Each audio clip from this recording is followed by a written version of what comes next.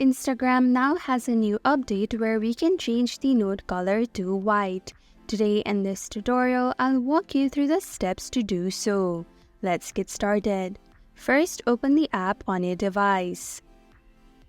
Tap on your profile picture at the bottom right. Now tap on Note at the top left. To get the white color, include words like demure, mindful, or cutesy on your note. Now share the note to get the color. And that is how to add white notes on Instagram.